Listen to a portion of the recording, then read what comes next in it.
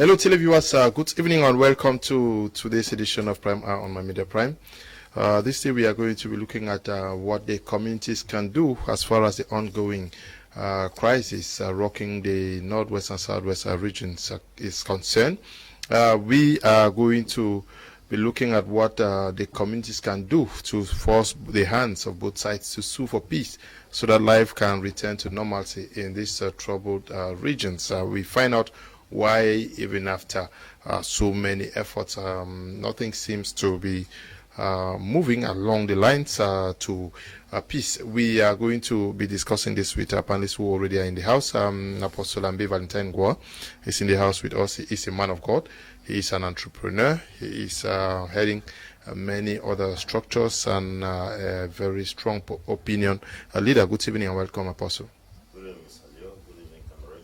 Viewers of Prime Hour, it's a joy to be here tonight to discuss this very crisis that has wrecked our communities and frustrated the lives of many Cameroonians, and lives have been taken, people maimed, others frustrated, many displaced, and the nation has become a place of sorrow and torture. We believe by the grace of God we're going to be talking very important things this evening that may help grow or bring peace to the crisis.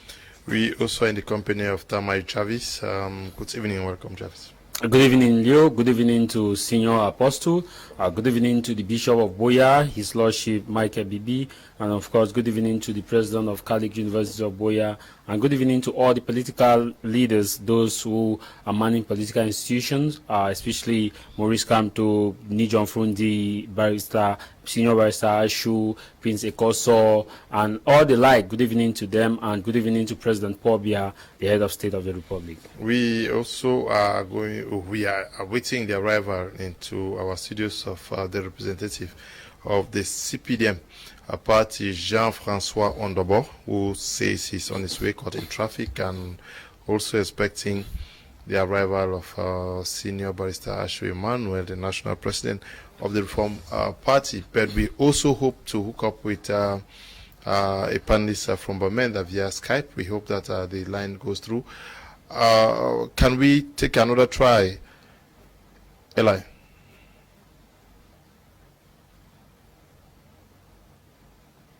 Okay, seemingly it's still not working out. I start with you, Apostle Ambe Valentine Ngwa. Is the community, the respective communities that make up the southwest and northwest regions, are they completely innocent of what has befallen them? I'm talking about the layman. No, I don't think the layman is completely innocent about what is happening. I think within the communities there is a divide and rule principle that is flaming the crisis to continue the way it is. Because we walk into those communities, there are a group of persons who are talking in favor of the boys in the bushes, and also another people within the community who are speaking in favor of the government. So this divide and rule already is a very strong weapon in the hand of the enemy to prolong the crisis. Because why? It's often said that the voice of the people is the voice of God. If after the poor have not come under one canopy, they don't have any union in order to stand for something they can stand to defend for this crisis to come to an end. And then the divide and rule principle, which is a very strong weapon used for many years in this country, is what is going to prolong the crisis continually. I will begin by saying that Franklin T. Roosevelt said, patriotism is not standing by a person or a president, it's standing by a nation. I think that all the individuals and the indigenous of different communities should be patriotic in their approach as far as the crisis is concerned. If you stand by a person, you are not patriotic. If you stand by a president, you are not patriotic. If you stand by a group, you are not patriotic. If you stand by a nation, then you are patriotic. And I think patriotism is supposed to come right now in the middle of this crisis. That is to say, we put aside our differences and then calculate the economic, social, cultural, as well as economic damages that the crisis has brought in our communities as a whole. Let's take a reflection behind and see how we used to live, how things were economically, educationally, psychologically, physically, and emotionally, even numerically. And then we judge from the time where we had such opportunities till now. Compare and contrast these two periods. You'll be able to start giving yourself reason to think that if you were taking a side based on emotions and feelings and sensations, it is time for you to drop emotions and then reason. Because sometimes wounds, torture, manipulations sometimes drive our emotions to go beyond our reasoning. But I think that the time has come for every Southern Cameroonian to put aside emotions and come to a table of reason to understand that this thing is not helping us in any way any further.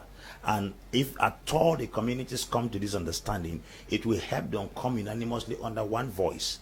I said something some few days ago to somebody. I said, whether we are conscious or not, as long as we take sides as far as the crisis is concerned, we're only going to be creating rancor amongst two people.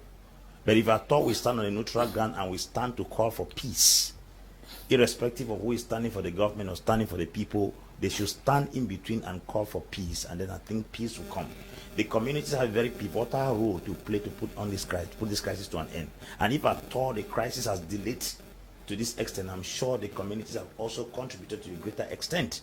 It will be surprising to go on even different WhatsApp platforms. You'll discover that there's a divide on those platforms. There are pro-government, there are anti-government on that platform. It tells you how the communities are operating. That's why you hear somebody say this one is a black leg, this one is a white leg, this one is an amber, this one is a pro-government. Because of this juxtaposition of things in communities, there is no way they can come under one voice and stand for one thing. What we are calling right now is that we should put about sides. Let's go out of pro-government, anti-government. Let's stand in between as people who are suffering the casualties and the calamities of this crisis. Let us put the damages that have taken place so far in terms of human lives, in terms of displacement, in terms of economic, educational, cultural, and many other inconveniences. Let's stand to reason that if at all we continue like this, are we not going to be annihilated as a people? Are we not going to be frustrated as a people? Are we not going to be denied the privileges we once enjoyed as a people? You go to some towns, even if there's no ghost town, the places are ghosted because of the crisis. Humans have been turned into animals to live where animals are supposed to live. And that is really a damaging situation as far as the crisis is concerned. Studying crisis in other countries like Yemen, Syria, you will see people have gone for days and months without food. And those are results of some of these things happening. We cannot explain how many persons have died in the bush. We are talking about those who gone killed. We have not talked about that mosquitoes have killed through malaria. Hunger has killed cholera through bad water in the bushes. I mean, if we put all this catastrophe and put them on a scale, we realize that what we seem to be fighting for, we are losing more than what we intend to gain. Do you also see, like him, that the community is not completely innocent, and that they are divided along the lines of those that are fighting? There is this phrase we use in negotiation that when you are silent, you have decided to make a position. When you are quiet in an area where you're supposed to speak, you have actually spoken, and you have either supported or you have aided or abetted. And with this conflict, the community is not ignorant of what is happening. We all brought it upon ourselves in one way or the other, whether we like it or not, in terms of forwarding as received, in terms of promoting the leaflet, in terms of telling people what to do, what not to do. And we all supported it by playing mediocrat in terms of saying, well, there is no Anglophone crisis. And in one way or the other, whether you are at the side of the government or you are at the side of the non-state armed groups or you are at the side of the federalists or you are at the side of let's see how it goes, we have contributed in one way or the other. Now, in terms of how helpless or can they as a force come together? Yes, of course, the community has that power to overthrow the two people who are insane, because so far we have two insane fighting. It's an emotionally charged conflict. When I say insane, I'm not talking about the fact that they don't know what they are fighting for. Insane simply means that you cannot be claiming you're fighting to protect the common man, and yet you are using that common man as a bargaining chip, as a human shield. So both parties. Now the community is divided. Why are they divided? Before, the community used to have that the interest part of it, used to understand the dynamic and the geontology of the conflict. But as time went on, we've seen that the community is dancing from a political perspective, either by affiliating themselves to their different level of camps. A typical example, Mr. Kum, is when we had prior to the major national dialogue. You could hear people were talking about where I stand for effective decentralization, where I stand for. Excuse me, Eli, can you try getting to Madame Bibian Mbi, who should be on standby from Bamenda. Just try to get through to her via Skype. Yeah. Where I stand for decentralization, where I stand for 2 states, I stand for 10 states, all this division. And now, this is where the community needs to come up. The community needs to come up in terms of looking at whatever you stand for. If you stand for federation, Mr. Liu, there's one thing you ask yourself, why do I stand for federation? I stand for federation because I believe federation will give me justice. Federation will give me freedom of speech. Federation will give me the ability to manage my resources. Federation will give us the ability to protect our educational sector. Federation will give us the ability to protect our agricultural sector. Will give us the ability to have a semi-autonomous control of our resources. Why do I stand for decentralization, or what has been baptized as accelerated decentralization? I stand for it because I believe that we will have the common powers to do our thing. We will have the same end power to control our resources. We will have freedom of speech. There will be rule of law. Why do I stand for total restoration? It's the same thing. If you look at Mr. Liu,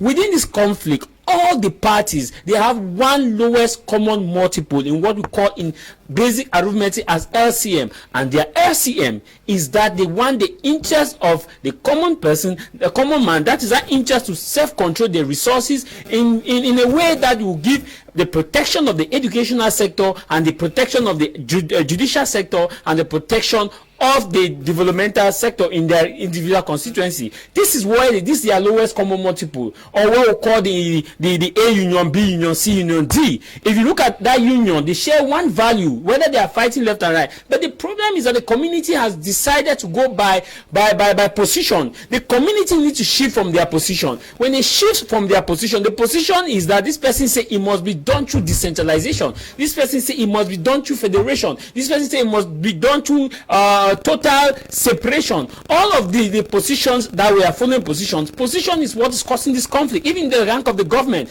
people are missing word, or people are unable to settle because of position. Position simply means that there's an arm of the government that feel like federation is going to work. There's another arm of the government that feel like federation is not going to work. There's an arm of the government that feel like let's dialogue with the people and see how we can resolve this conflict. There's another arm that is saying that let's not dialogue. The same thing with the separatists. There's an arm that says let's go for the negotiation. There's an arm that says that preconditions, and there's an arm that says no dialogue until independent and nothing else. So if you look at all these roads that they are using, it's position. But what the community need to do is they need to tell these parties to keep aside this position and focus back to the general interest, the interest of the man in Laikom, the interest of the man in Gunuku, the interest of the man in Kwakwa, the interest of the man in Agukunjama. That interest is to see that there is peace, there's development, there's stability, there's that ability to control his or her resources. I think this is the interest we are talking about. But when we go on position, this person will say, no, it must be done through this, no, it must be done through this. I think it is what is killing, or is what is prolonging this conflict. The moment we start looking at interest and not position,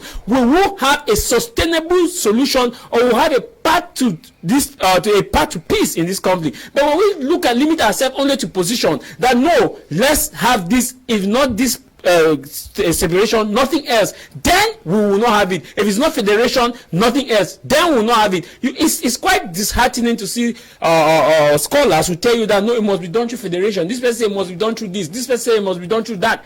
Why must it be done through this and that? But what is the lowest common multiple? It's the same thing. You ask, take your time, Apostle. You ask the federalists, they will tell you, I want this, that.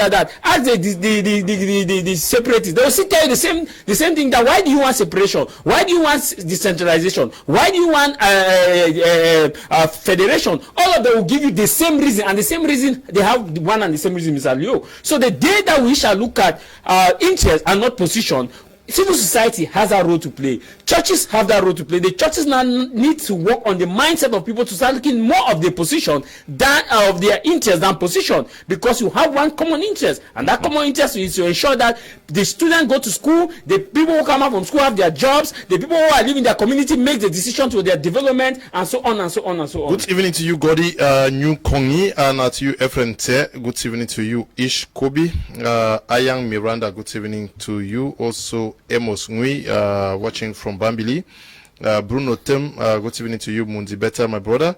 And to you, Entry Eve, good evening to you.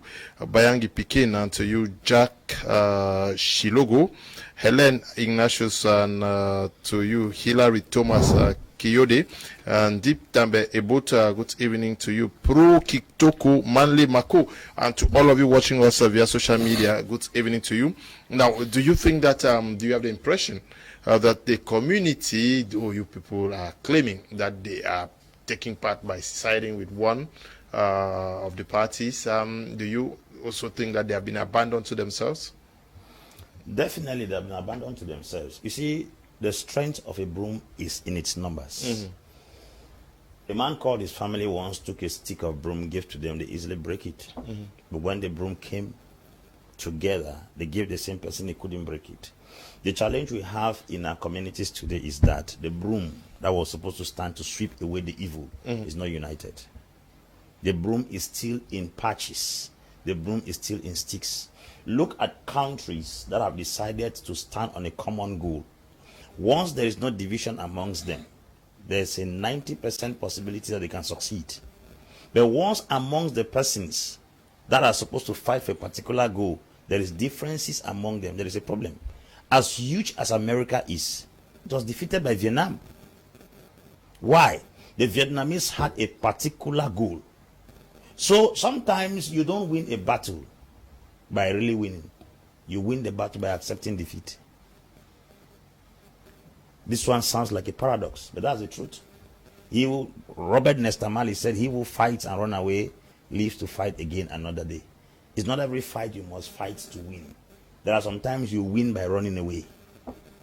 I have seen many persons run away from fight, bounce back, and come back far more better. Maybe you confronted this fight where you were not prepared. All of us know very well that this whole thing took everybody unaware. There was no pre-planned program. There was no agenda organized initially to launch into a war.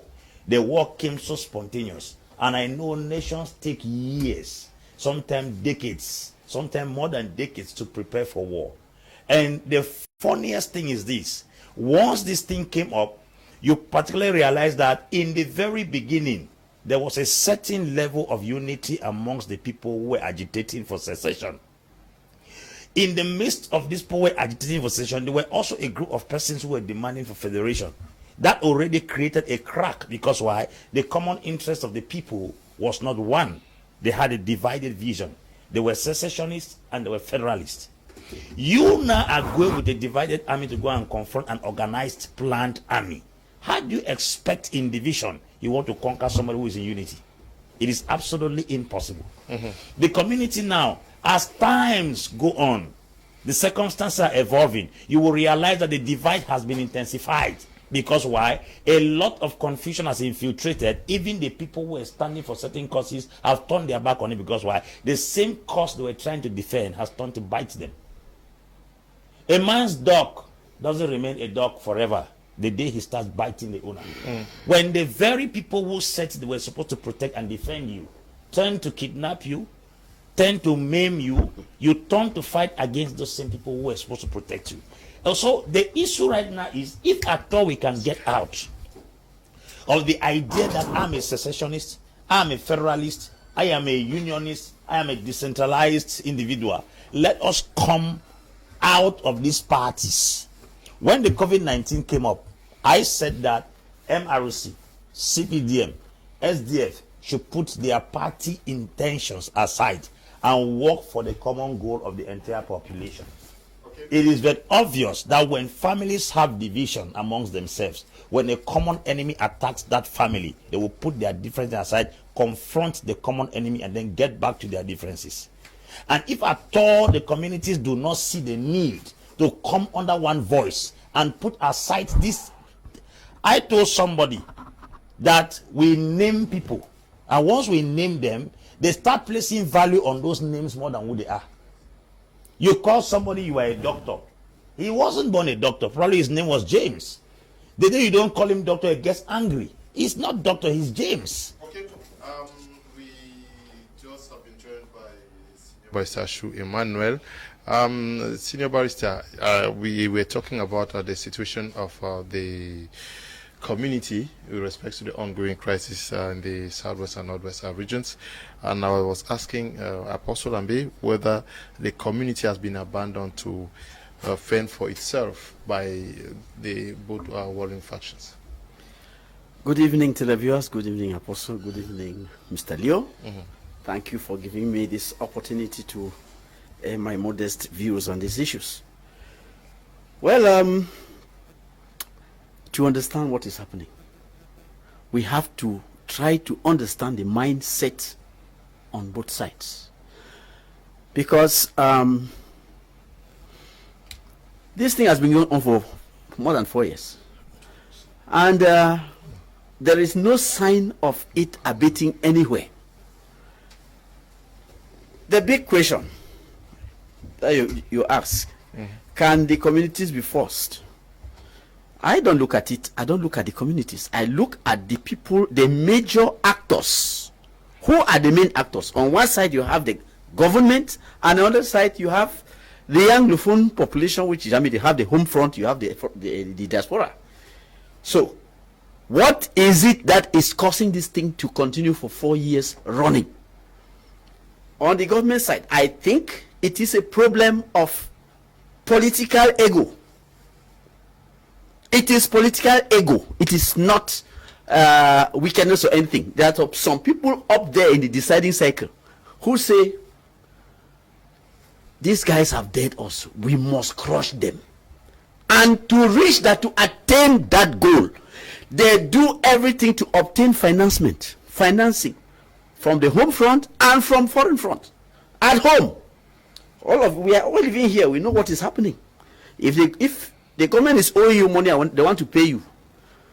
There's a percentage you have to give to support the war effort. Of course. Thank you. Now you go to the markets. You want to buy, the prices of cement, iron rods, and all those essentials have gone up. When you ask these traders, what is happening? They say, no, we have to support the war effort. That addition that we put on top is for the war effort. So, if you like, you go and tell the foreign donors not to give money anymore. The government is comfortably raising money from the local front to sustain the war effort. So, they can keep on doing that, buying their arms in cash for as long as they wish. Now, on top of that, they still have support from international organizations, international donor countries, where they can take loans and all that. So, if you don't break that mindset, that political mindset, which is powered by an ego, empty ego and foolish pride, they have dared us, we shall crush them. What is that? What do you gain from that? What do you gain from killing your brothers? You see, that is the problem from the side of the government. Now, on this other side, they say, these Francophones have beaten more than they can chew. We must regain our independence. Enough is enough. So, are they capable of sustaining the war effort too? My trip to Boya, the drafts, money being chipped in from all sides, kidnappings, contributions. You think it can end? It will never end. These guys are capable, you can see from the progress in their military capabilities that they are capable of sustaining the war effort. So, it is not a matter of supporting decentralization. No. You have two warring parties here who have the potential to keep fighting for us. Their kingdom come. Yeah, but the worry here is that the killings are unending. We know that. Oh yes, that is the focus. I know that very well. The killings are continuing. How do you stop that? How do you stop the killings that are continuing? Now, how do you get the government that has the means to keep purchasing arms to sustain the war effort? Stop those killings. We had some international webinar where some experts proposed that the government of Cameroon should be put on embargo. That there should be a financial embargo on Cameroon. I was saying, but if there's financial embargo, they raise their money locally. They say, okay, but arms embargo and embargo on essential commodities.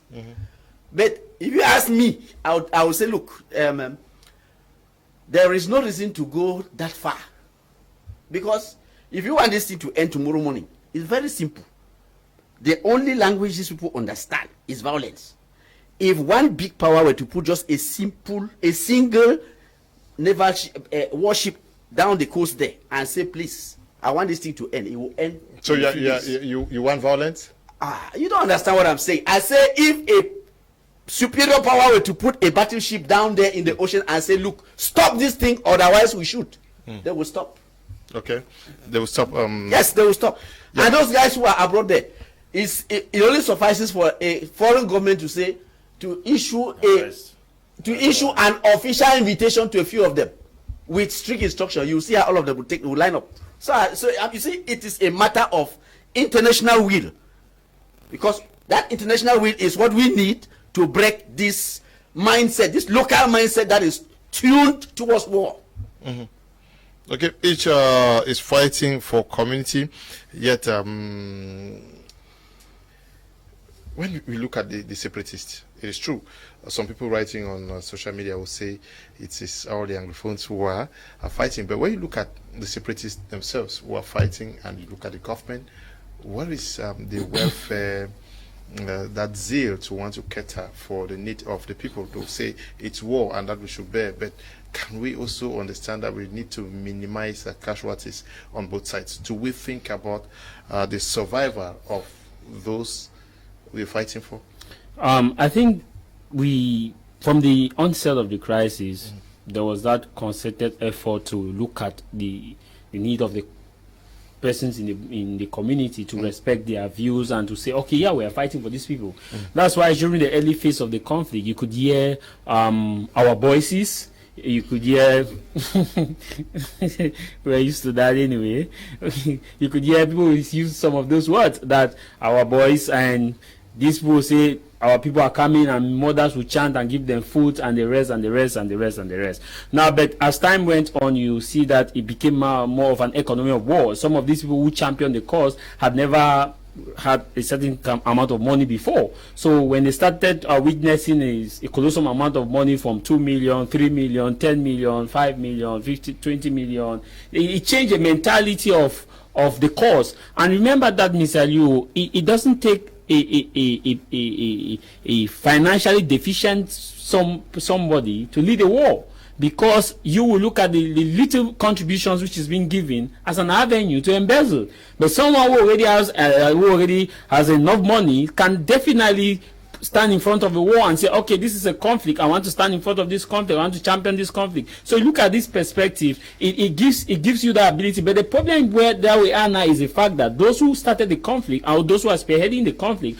are people who definitely from the onset of the conflict never had the opportunity to have about 3 million, 4 million, 5 million. That's why you see the rate of kidnappings have increased, the rate of extortion have increased. That's why you see intimidation is now being used. Not because they never had a genuine cause to fight for the conflict, but based on the fact that the economy, the money that they are seeing, the dynamics have changed because of the money. Remember that sometimes a kind of temptation that comes before you will not know a man until you give that person money. That's why you see the government seemingly is coordinating itself based on the fact that they have logistics. They have enough logistics. And that's why I see the war entrepreneur from the government perspective don't want this conflict to end. And there is something that I want us to see here, which a senior barrister mentioned, I think, like a case that happened today in Germany, where a German court sentenced two ex-agents of Syrian intelligence service to 4 years in prison, and based on the fact that they helped in the ongoing conflict in Syria,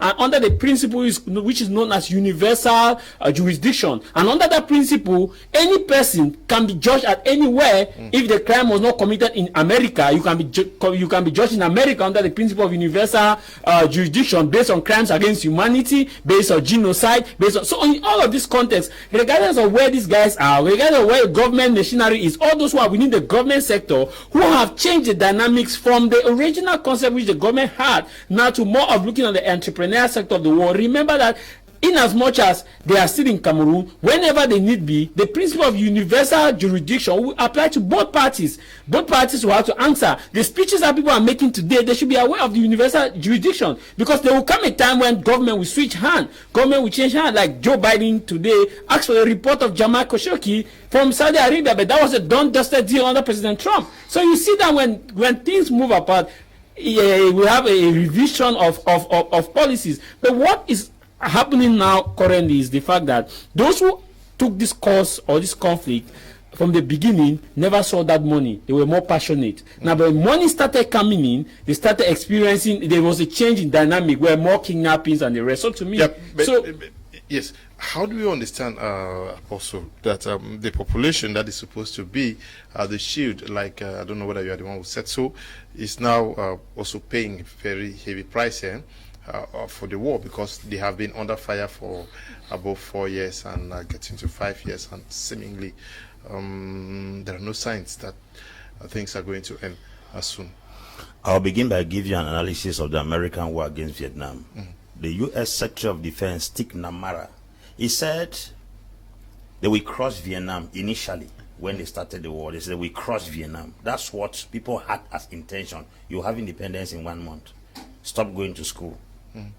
UNESCO will intervene.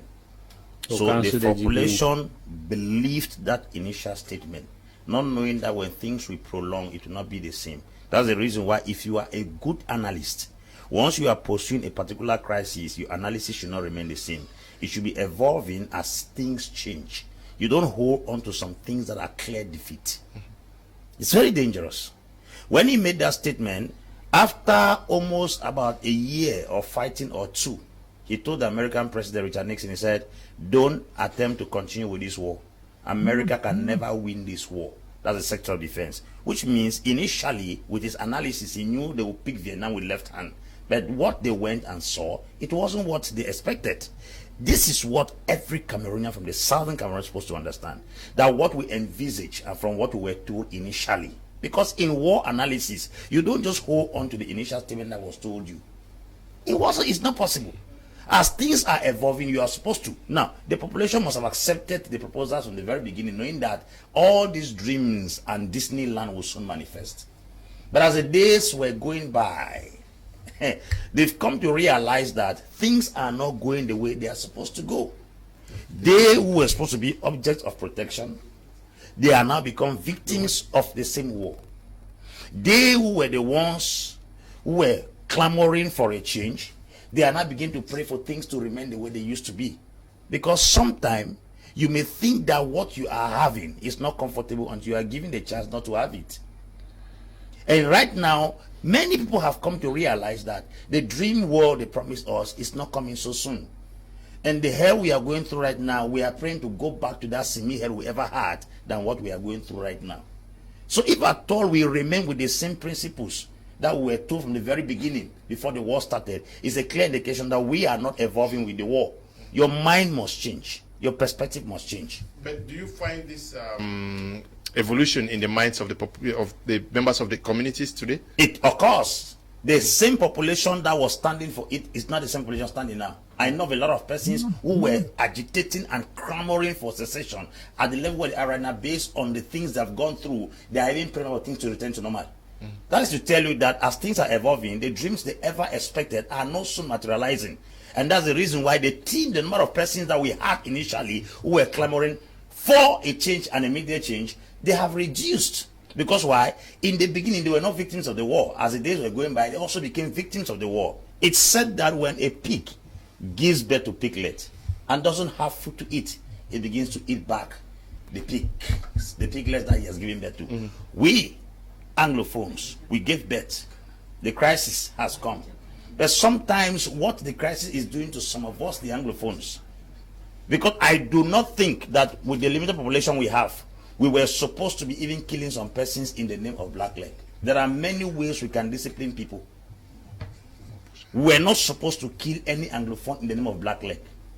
I think that if we find a betrayer amongst us, there are many ways to discipline you and to punish you. Now, this idea of killing somebody like a blackleg, that blackleg is connected to at least 10 other families in that region. I don't expect somebody to be killed in a family and expect the entire family to be. So in the initial stage, everybody must have joined their hands to clap and sing Hosanna.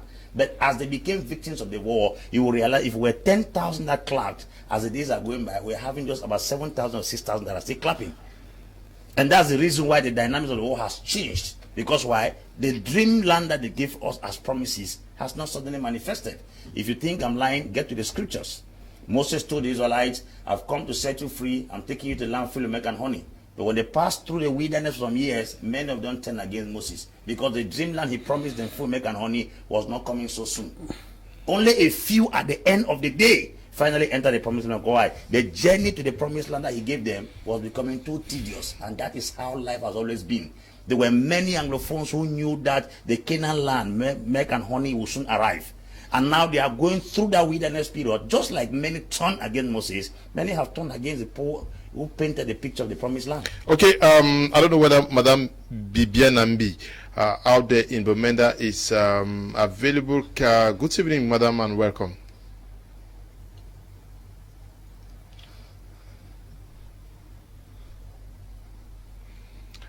Okay, we're glad to have you, Madam. How is Bamenda this evening?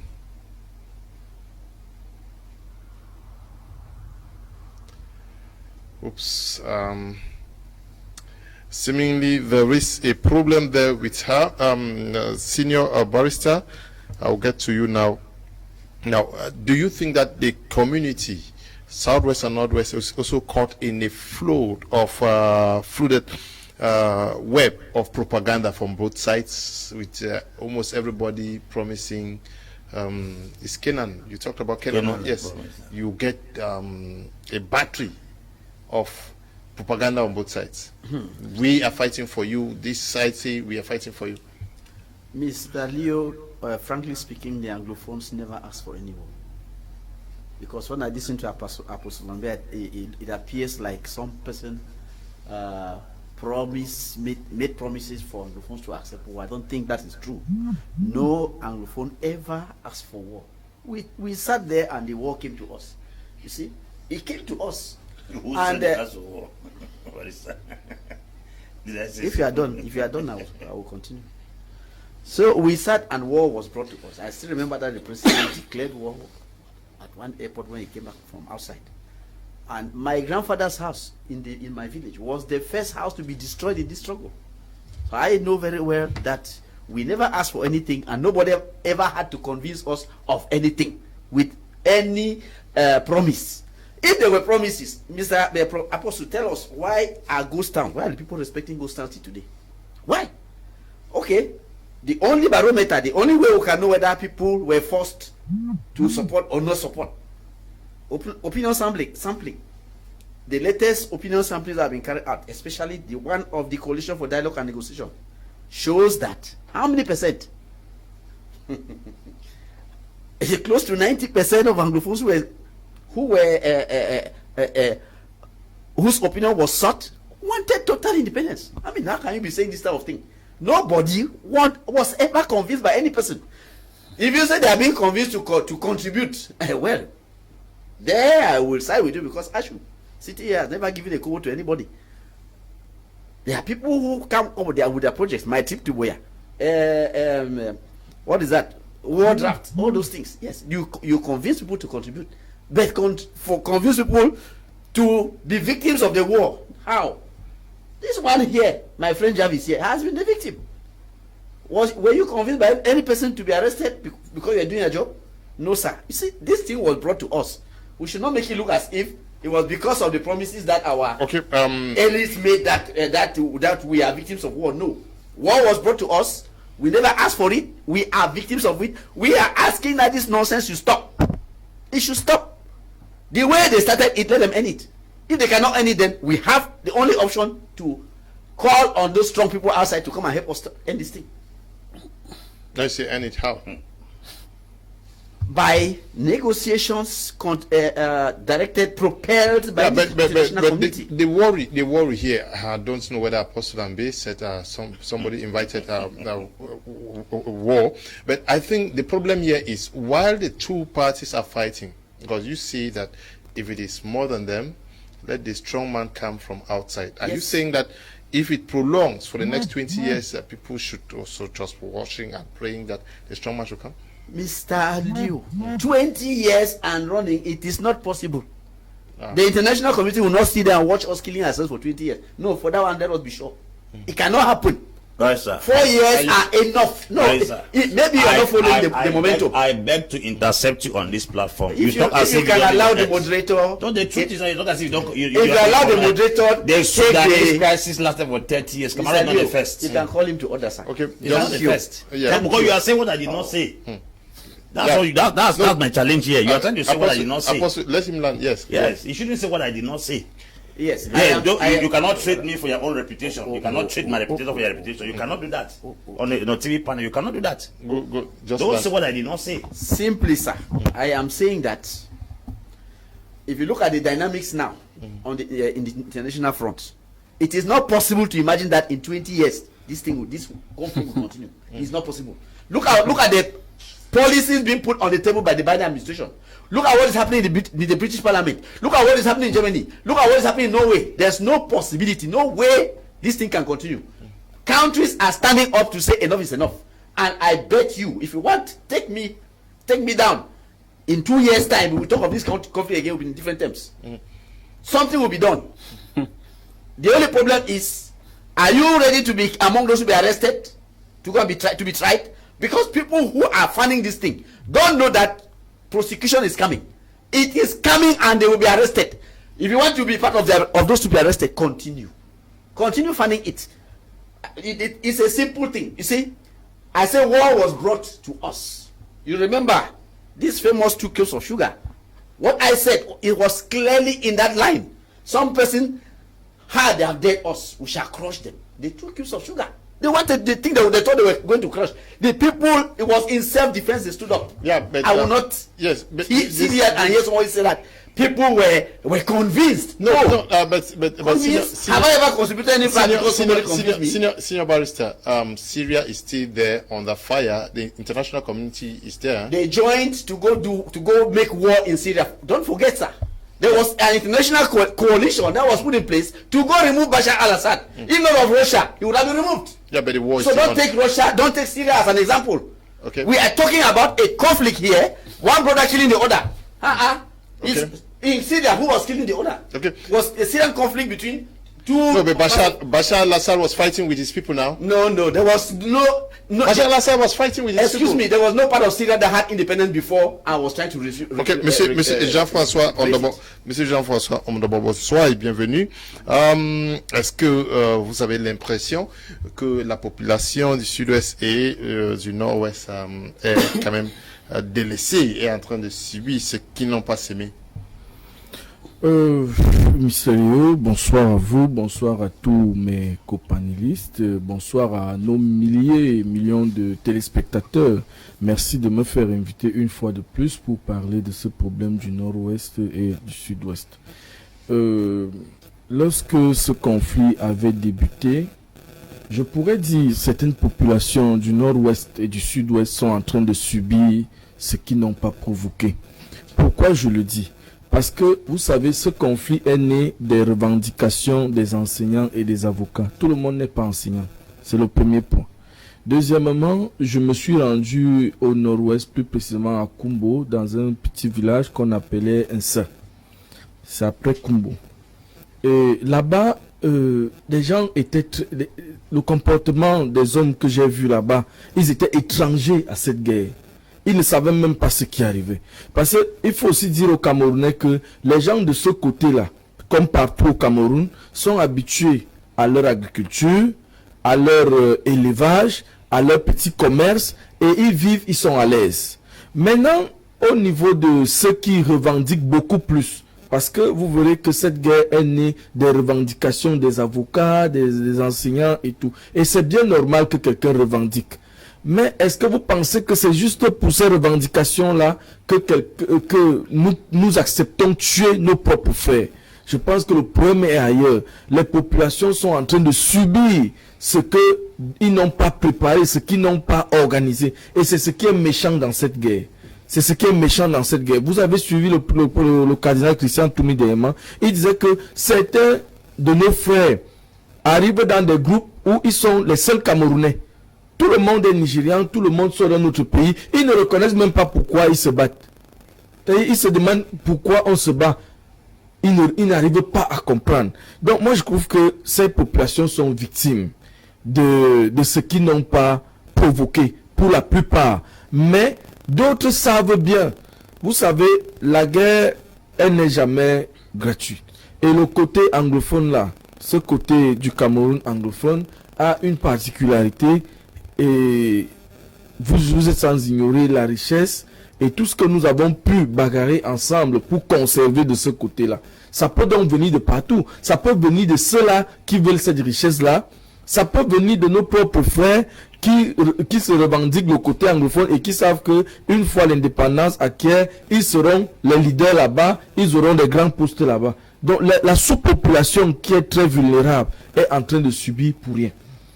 Et comme j'ai vu, vous avez titré, est-ce que les populations de ce côté-là ne doivent pas penser à s'unir et à organiser même une grande conférence pour traiter ensemble de ce problème et proposer des solutions? Parce que personne ne connaît votre maison mieux que vous. Nous appartenons tous au Cameroun, mais je vais vous dire que s'il y a meurtre dans mon village maintenant, je vais quand même citer 5 personnes. Je suis certain que sur les 5 personnes-là, je ne vais pas rater. Parce que tout le monde connaît le comportement de sa personne. Donc, s'il y a union et il y a entente pour que cette guerre-là s'arrête, elle va s'arrêter. Okay. Tamai Jarvis, I asked the question to Senior Barrister Do. He talked on many other things, but I was asking whether the people are not also caught in a web of propaganda messages from both sides, with each person promising what Apostle suggested earlier on. I will differ a bit with Senior Barrister Ashu with a lot of issues, and I think I agree with Apostle as far as this conflict is concerned on some issues. To begin with, the propaganda you're talking about, both parties are using the propaganda, and this has caused a change in ideology. To say that people have not shifted their position as far as this conflict is concerned based on propaganda messages, I think is we have just, it's a sweeping statement, to be more precise, because when Senior Barrister actually talked about the survey conducted, I begin to ask myself who were those who responded to those surveys, because someone who've been to the field too, I think a lot of Anglophones opinion were not sorted. A lot of Anglophones were not sorted. If you ask yourself, those who were actually sorted, how was the procedure done? Basically online. And if it was done online, we have people with 1, 2, 3, 4, 5 accounts online. And was it done? Was a survey that's like you move on the street, there responding, I want to get your opinion on this. That's you go down to the field to get the survey. Should not be done on a working class set of people. It should not be done mostly on internet user set of people. It should be done on those from the villages, all those in the quarters, those who have the masses. So I asked myself, who and where was this survey conducted? I am a very active internet user. I did not take part in the survey. I did not see the survey. So at the end of the day, I asked myself, yes, a survey was conducted. I'm not disputing, but to say that people have not shifted their position as far as this conflict is concerned is not true, because a lot of people from this beginning, Mr. Liu, go down to all the areas in the southwest region. When this conflict started, Senior Barrister actually bear with us, like, people used to call them our boys. But now it is those boys, that boy, then they come. Now it tells you that a lot has changed by the propaganda messages, by the actions. These non-state angles brought this rhetoric, which was massively bought by in fact, a great number of Anglophones. That is, stop your homes with food, stop going to school for 6 months, or I think 1 year. The UNESCO will cancel the academic year, impose ghost town, and in the next 2 years we'll have independence, and all these things it was massively bought. Bam! People were stopping others from going to school because they want UNESCO to cancel the academic year, and they think that when UNESCO cancels the academic year, there will be another look at the United Nations will sit into the conflict and look at it. Mr. Alo, let me tell you from a professional perspective. I may not be a legal man here, but in terms of conflict, I understand some dynamics. In terms of saying that people will come and intervene in this conflict in the next 2 years, it's lie.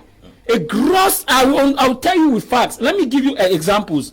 Syria has a different example, no doubt. Have you asked yourself that after the Rwanda genocide, the world said never again, and yet they have been consistently never again happening, and the world is not reacting? It tells you one thing: business and policies and alliance.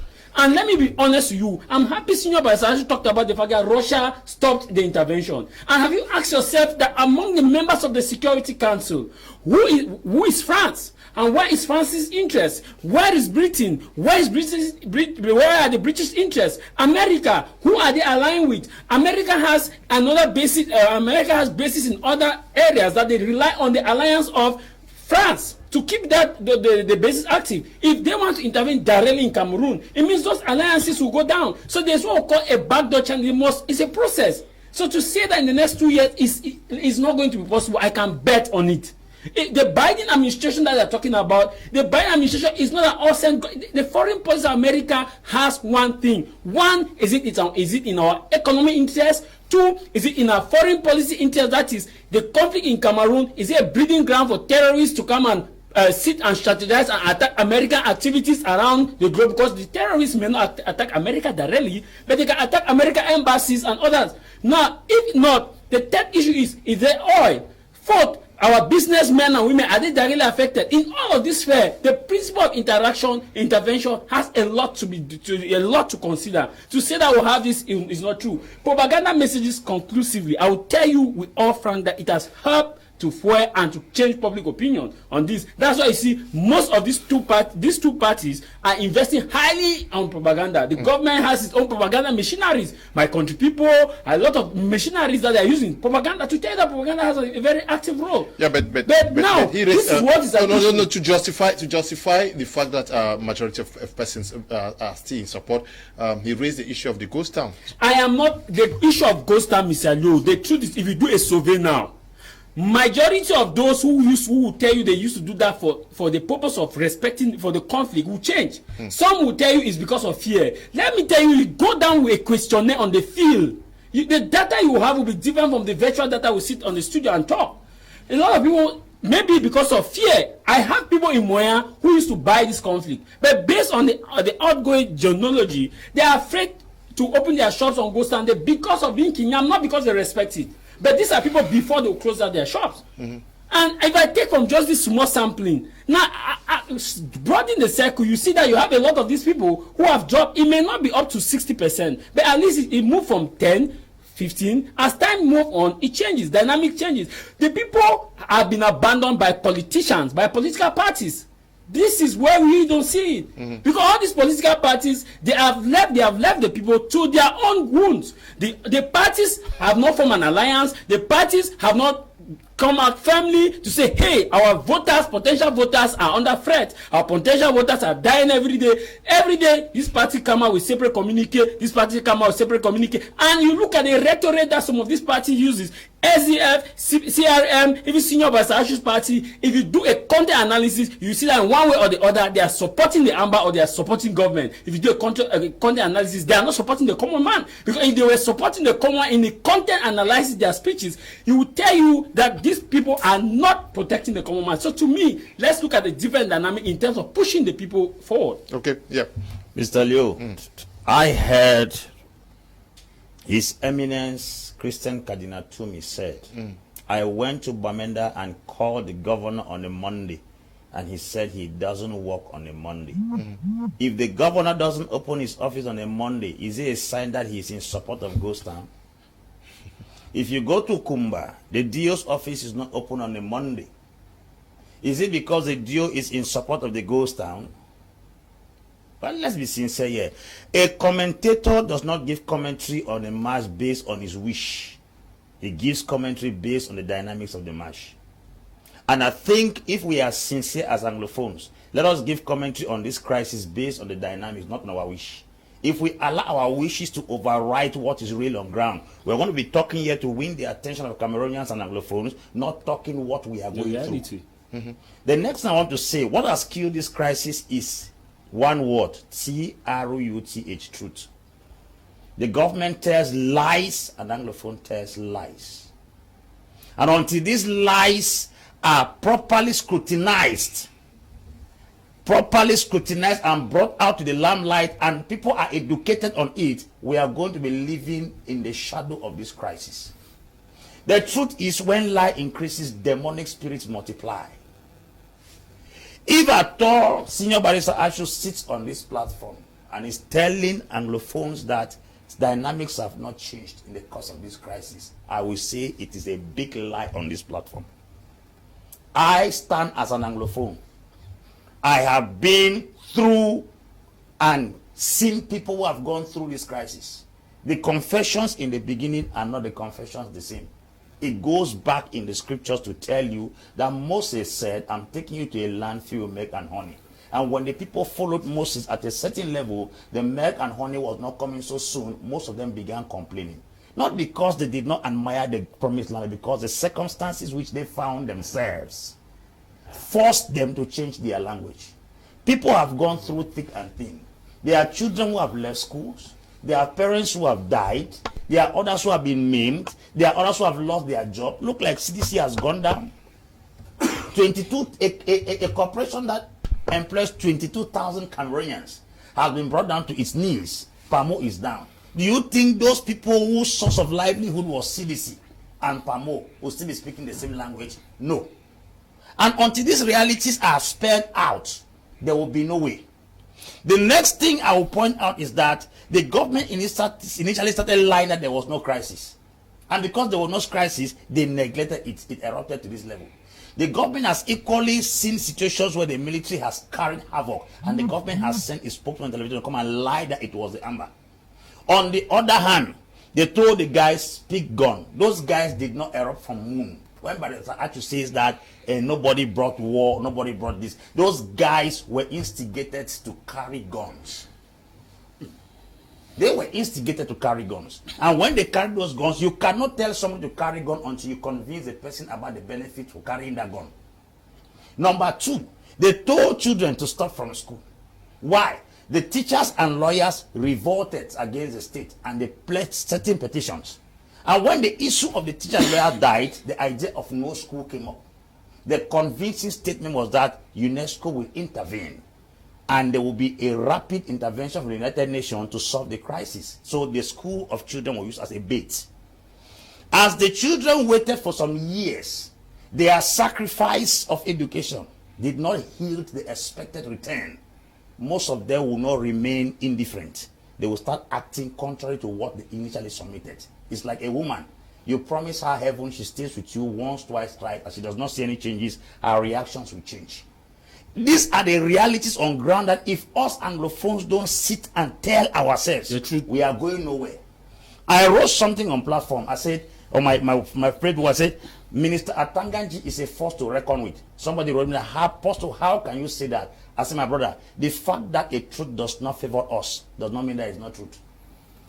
This minister is one of the boldest ministers who goes into the field where the lion den is and the lion is present. For him to have gone to the inaugural service of the DO's office in Bafut, where it's a stronghold of this crisis, it must be applauded. Some people say you want with security. There are ministers, if you give them all the battalions of the Cameroon bill, they will not accept to take an helicopter and go there. Let that be appreciated. And the truth is this. Until we start acknowledging where the enemy is winning us, we will not beef up our strength to combat him in that area. Too much lie is told. I met somebody, he told me, I said, the media has the capacity to turn this crisis around. If only we can come on this platform and tell the truth. Don't speak because you want to win their attention. Cameroonians love me and I know. Everywhere in this country, at home and at the diaspora, they write me every day. They admire me. It's not because I come here to speak because I want to favor people. I come here to speak the reality. And if we don't face this reality, you cannot pretend that you have headache or you have pie. Yeah, but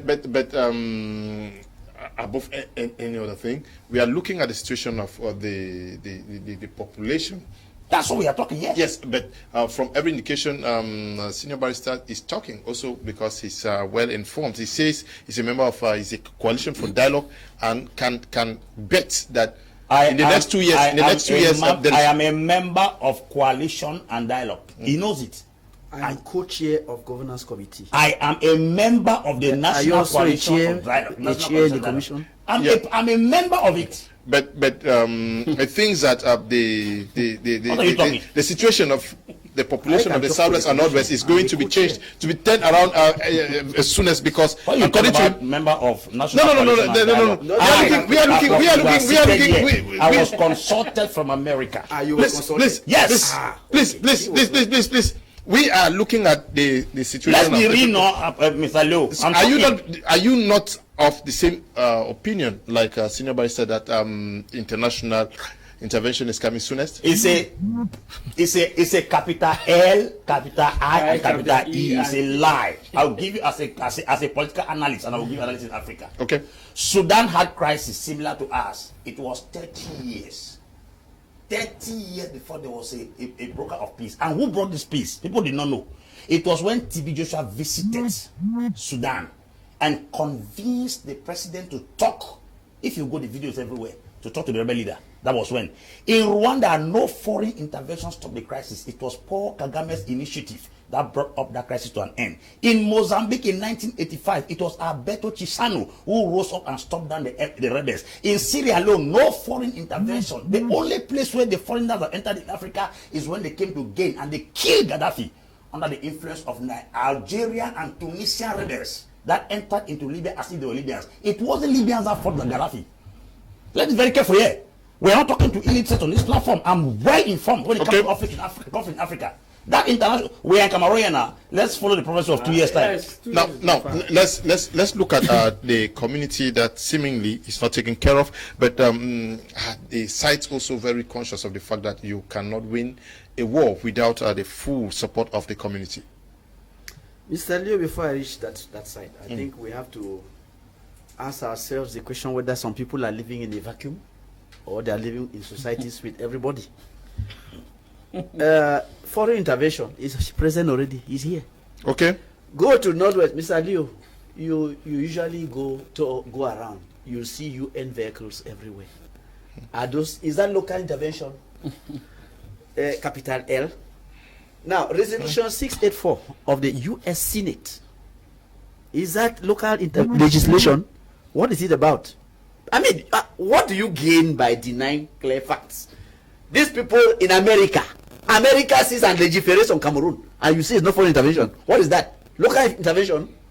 They have put forth a clear-cut resolution in their Senate instructing the government as to what to do. Britain is following suit. Ireland as well. Sweden as well. Norway. And you see that you say, oh, nobody's being interested. Nobody's being interested.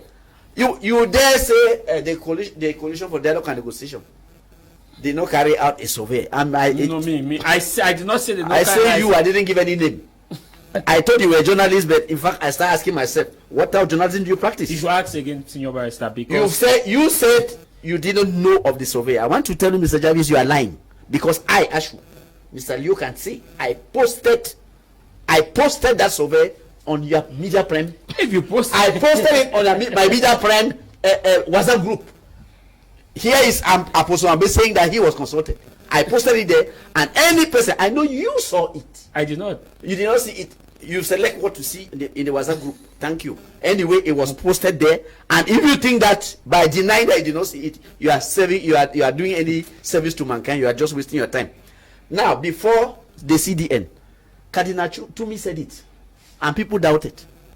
Cardinal Tumi said the majority of Anglophone wanted total independence. People started doubting. He said it. Oh, okay, thank you. I thought that one too was a lie. And the recent Cardinal Tumi outing too, don't forget to include that in your analysis. No, okay. let's so myself. Cardinal Tumi said it. People doubted. The CDN conducted an online. Now, if you saw the questionnaire, you don't be asking these type of questions. Who did they contact? Who? Do you go down to the villages? Which is the village in this country that where people don't have cell phones? Where people are not online? Which village? People were consulted. If you want, Apostle says that he is a member of the CDN. Let me ask him to give us the number of people who were consulted. People were consulted. It was international. Not only in Cameroon, Anglophones all over, even Francophones were consulted. Please, you say we should be objective. We should be objective. This thing has reached a level where locally here we cannot solve it. We can't solve it locally because the dynamics on the ground are poised for continuous warfare. Whether you like it or not, I have to tell the truth. I am a politician. I'm not a politician for people in Douala or people in Mafe, I'm a politician for the entire nation. If I don't tell the truth, an election comes up, who is going to vote for me? People from Amazonia alone, or people from Douala alone? I talk to the entire Cameroonian population at home and abroad. I don't have any targeted population. So don't tell me that I'm trying to satisfy somebody. Who? I say what I see as the facts, the unimpeachable facts. Now, I mentioned here that in an international webinar, an expert proposed that Cameroon be put on this list of sanctions. And you say, no. Look, they are working already. The people are working already actively. You can continue sleeping. But me, I don't want my country to suffer for nothing. I keep telling the government, solve this thing before it gets bad. I keep telling them. Like all of us. Now, look, we should understand something. Whatever happens here in this country, it is a government that is in control, officially. They are the ones to answer. So when we even talk of Amber, we are wasting time. The person who has to answer is the government in control. They are the ones who officially have custody of the country, who have to tell us what is happening. So it is they who have the first interest to see that there is peace. That is why the government is putting in all its might to see that in its own way a solution comes to the table. Now, the population. We should not mistake people's opinions for a general policy. I remember very well. It is true some people voiced the analysis that if there is no school, there will be a school blackout and UNESCO will be forced to intervene. But that was not, it was not some general thing that was circulated to convince people. It was not. Now, this gentleman sitting here reminded us that it was lawyers and teachers. I'm a lawyer. We are the people who are at the origin of it. Yeah, but Excuse me, sir. You're back to the... Excuse me, sir. Yeah. It started from lawyers and teachers. Do you want to tell me that it was because lawyers were convinced that there was going to be a Senior Vice, can I cue you? Go ahead. Yes, but persons actually willingly... It was some opinion that was circulating, but it was not something general that motivated people. People were frustrated. Even when I can give you a rundown of the things that people could not stomach anymore. Children were being taught. Are you saying that the parents today in the southwest and northwest are happy that their children are not going to school? I called you, Mr. Leo, the other day, and you told me that some incident in Kumba was true. That a UNESCO team came and people mistook it for a COVID team, and children were jumping from story buildings. So you can understand that the population is a very fragile one. They are very fragile. People are not happy, but despite that, nobody wants to risk his life for anything. Children mistook that UNESCO team for a COVID team. And the panic went around and people said any person who open a school will be in trouble.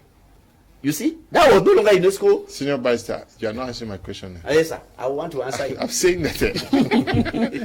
Are we saying that parents in the southwest and northwest are happy that their children have not been to school for 4 years? I will make some relative assessment because it is not all the parents whose children are not going to school. Okay. It's not all. In the big towns, schools are open. Even in some amber control areas, there are community schools. So not all parents are affected. We should tell the truth. Amber control areas. There are community schools. We should tell the truth. Okay. We should tell the truth. All parents are not affected. Those who are affected, I have heard somebody who is affected say that he prefers to keep his child in school, in the house, safe, than to go and be killed by people who shoot at children at random. There are people who have decided to keep their children in the house.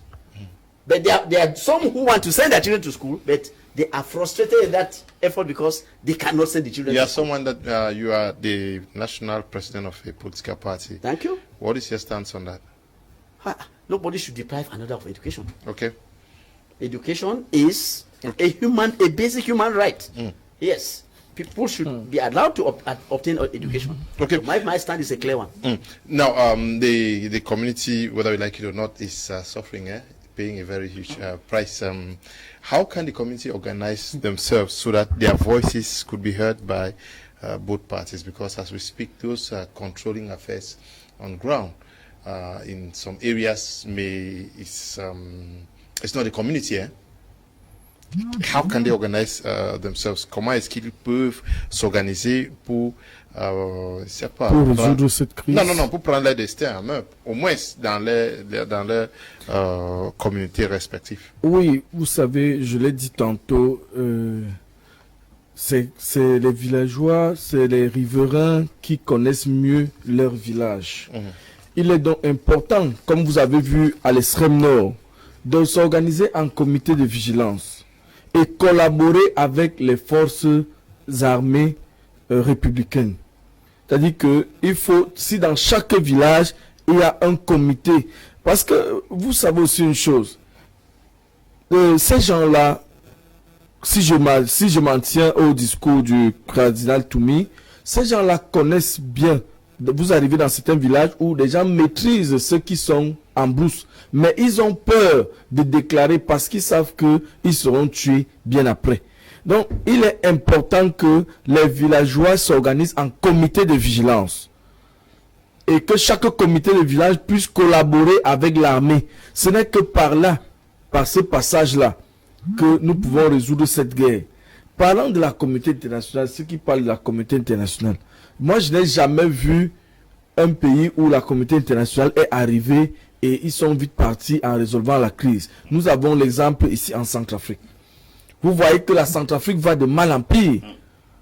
La Russie est obligée d'agir, le Cameroun est obligé de venir intervenir, comme ça garder les frontières. Sinon nous-mêmes nous serons déjà attaqués.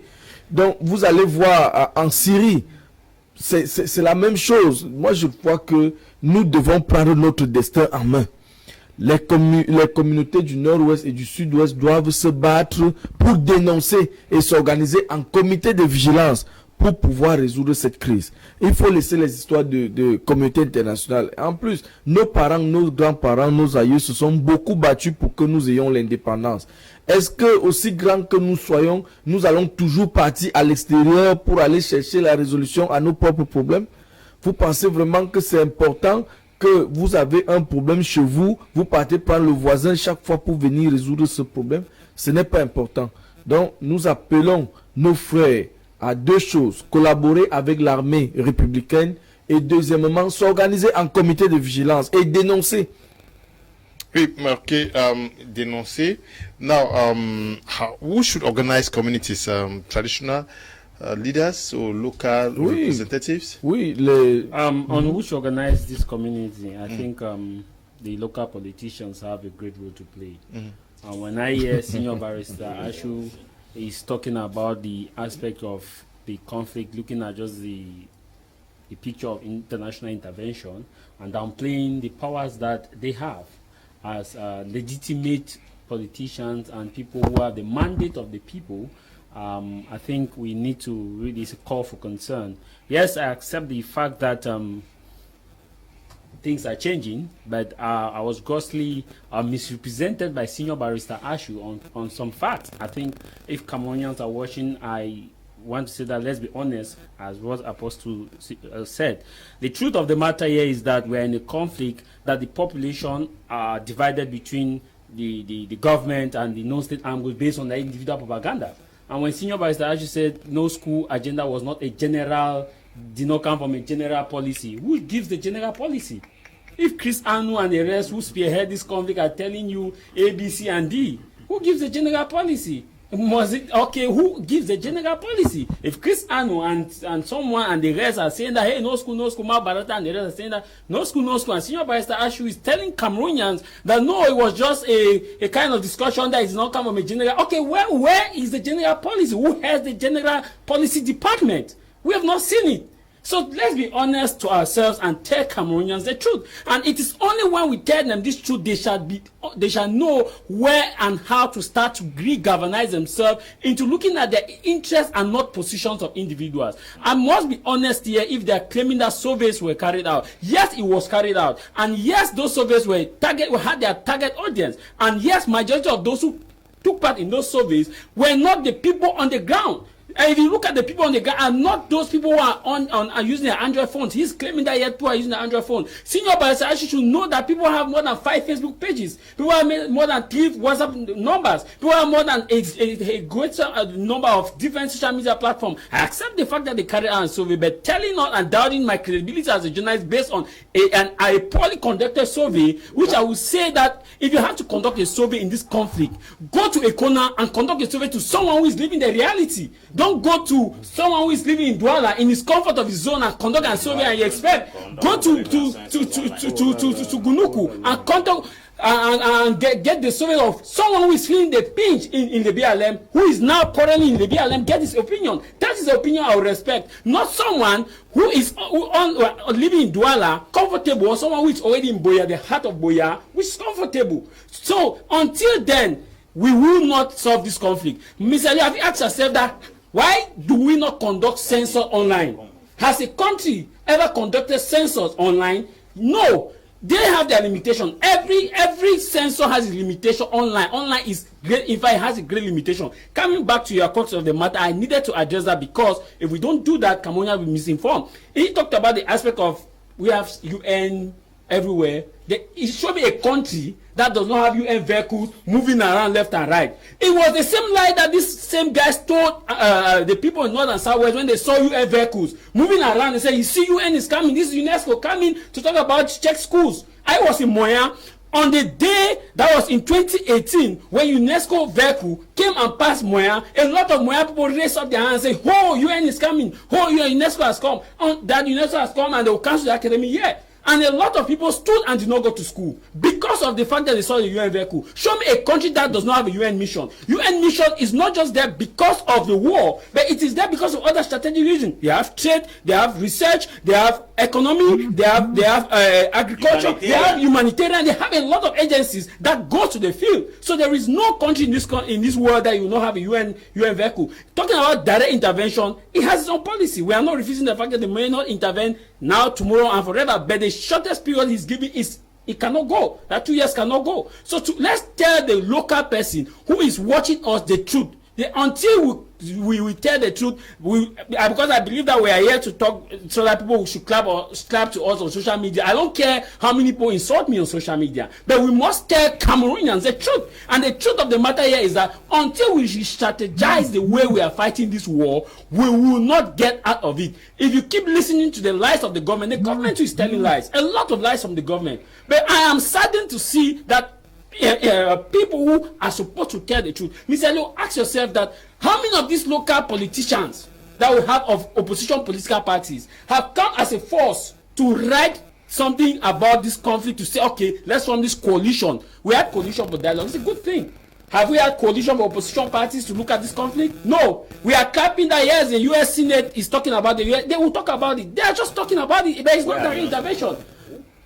Direct intervention simply means boot on the ground. They will definitely talk about it. They have foreign policies. They say, well, we are concerned with the situation on the ground. Until it takes time for intervention. Look at what is happening now in the Tiger region in Ethiopia. Do you know how many people have been killed in Ethiopia? The UN cannot intervene in Ethiopia. Do you know how many people have been killed now in the Tiger region? How many the UN has put out a figure about the number of humanitarian casualties? But why have they not intervened? So let's not be telling people that there will be intervention, there will be intervention. The political parties of Senior Barrister Ashu should take the lead. He has a reform party. But when you look at the way they talk, it gives you a conundrum that they are talking from a perspective to support a particular group of people. And I ask myself, if Senior Barrister Ashu was to be the president of Cameroon, would he be using the rhetoric he's using now? I rest my case. Okay, yes. How many conflicts in Africa has either been solved by Commonwealth, La Francophonie, AU, United Nations, or any of this organization? Far back when AU was created in 1963 till date, can you give me any conflict in Africa that the AU has solved? Tell me any case where La Francophonie has stepped into and solved. Because Rwanda was part of La Francophonie when the genocide was taking place. I have to be sincere. Cameroon is part of Commonwealth, part of La Francophonie, part of AU, part of United Nations. You mean to tell me all these places put together, they have not been able to solve this crisis? When we talk about international community, it gives me running stomach. Because when I take analysis of the international community intervention in Africa, they have only come when their interest is supposed to be met. And since they have no interest as far as this conflict in Cameroon is concerned, it is going to continue till eternity. France was extracting gold from Mali. The day that the military took power over Abubakar Keita, France suddenly asked the UN Security Council to assemble immediately. This is 4 years running. They keep condemning. Do you know how many condemnation came from the US Senate against genocide in Rwanda? Do you know how much condemnation came for the Sudanese crisis? Do you know what came to Sierra Leone and the Liberian crisis, ECOMOG soldiers? Do you know the amount of condemnation that came from all these houses? We keep condemning, we keep condemning, we keep condemning. For us to sit down and be waiting for some international community to step in Cameroun and solve the crisis, we shall be dreaming the dreams of lasting peace. I want to tell fellow Cameroonians to understand that depending on any international body to come and resolve this crisis is like pouring water through a basket. It will never hold. And the sad reality is that most of the conflicts in Africa have been resolved by Africans. When there was a rigging of elections in Cote d'Ivoire, in Congo Democratic, it was Catholic priests that resolved the crisis. What are you trying to let Kenya me? in 2017? No, in Gambia, is Yaya Jammeh? Yaya Jammeh was kicked out because ECOWAS sent them to kick him away. What are we talking here? Tell me which of these dreams that we are giving to people is what is giving me running stomach when I sit on this platform. The truth is that it's time for us to tell Cameroonians the raw, the gospel truth.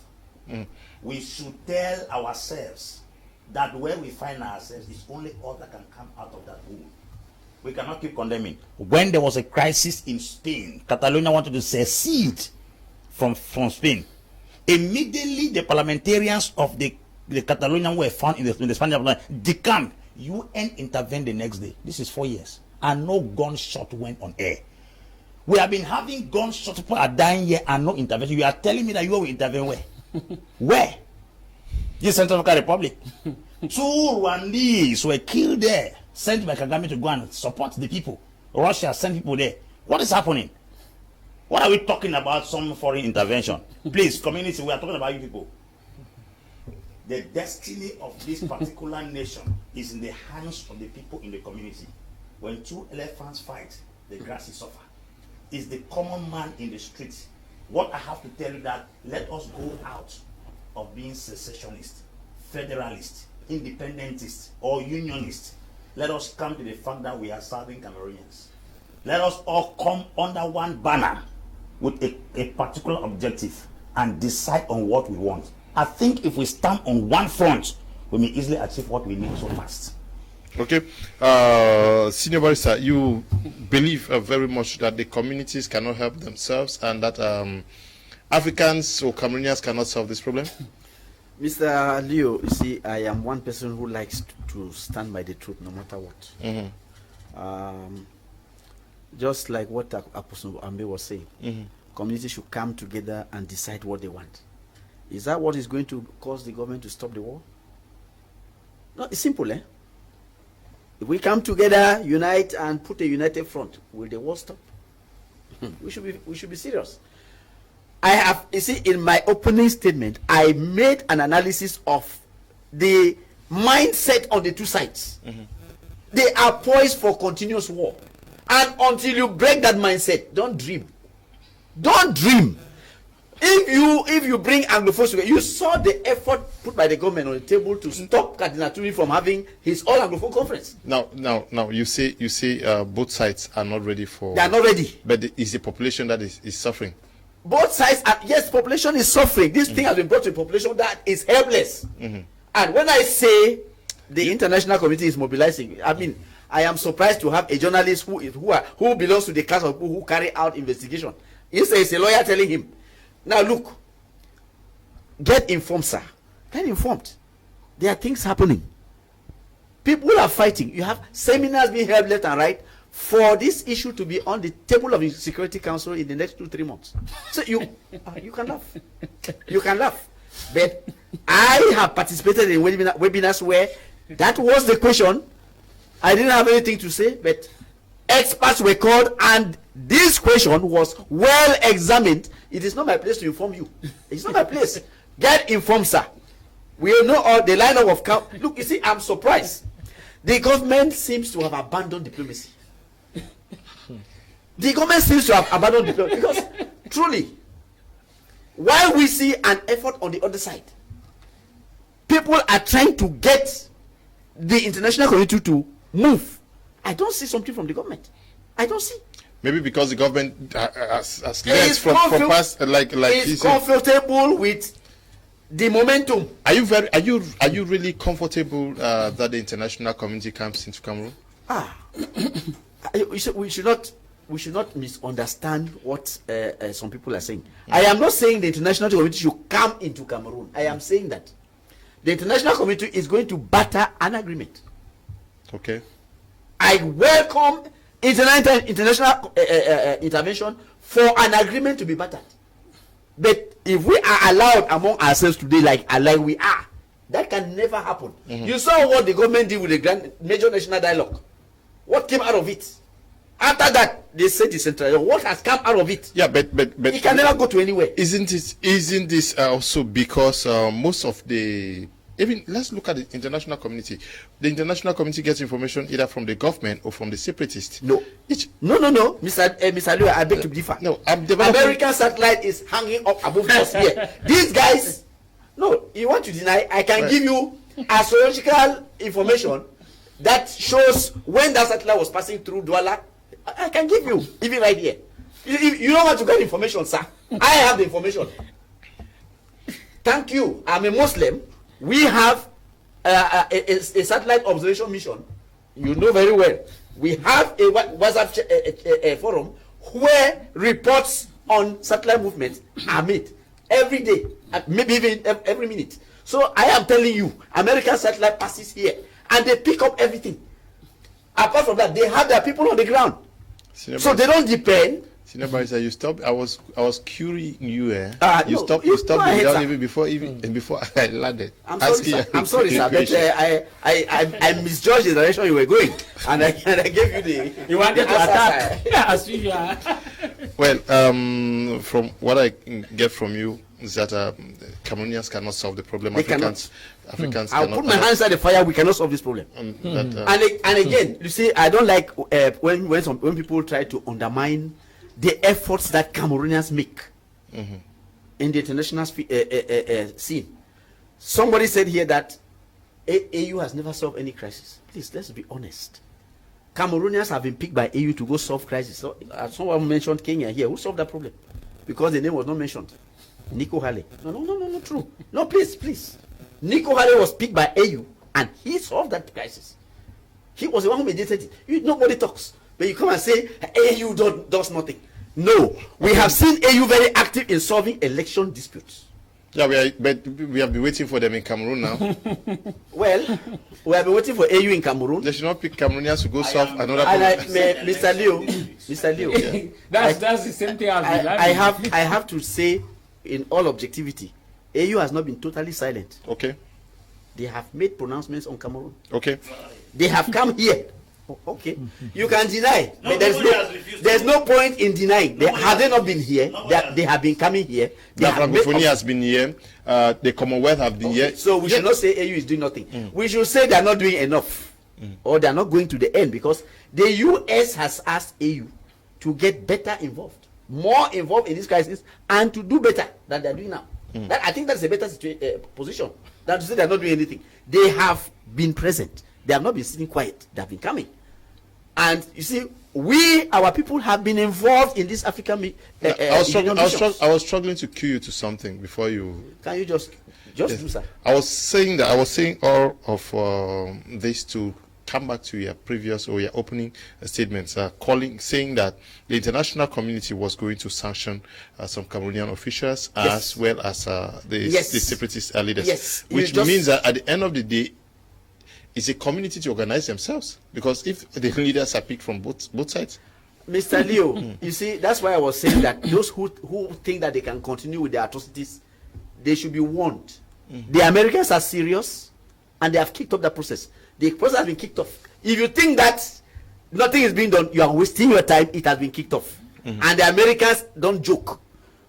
If they can take their time to legislate on Cameroon, they are not jokers. You say experts have proposed sanctions on, yes, sir. on Cameroon. Yes, sir. And I can give you that proof. They have. On the separatist leaders.